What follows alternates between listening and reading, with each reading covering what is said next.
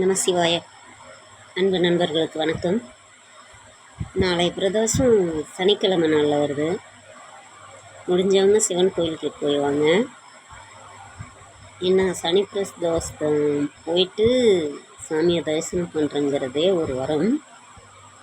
ஏன்னா சிவனாக நம்மளை கூப்பிட்டா மட்டும்தான் சிவன் கோயிலுக்கு போக முடியுது, இல்லைன்னா போக முடியறதில்ல. சனி பிரதோஷத்தை யாரும் விட்டுறாதீங்க. கொஞ்சம் எல்லாருமே போய்வாங்க. என்ன ரொம்ப இடைவெளி விட்டு தான் சனி பிரதோஷம் வர்றது. நாளைக்கு 5வது நாளைக்கும் 2 நாளும் சனி பிரதோஷம் வருது. முடிஞ்சவங்க நாளைக்கு போய்வாங்க. அது முடியாதவங்க அடுத்த பிரதோஷம் சனிக்கிழமையே போயிட்டு வாங்க.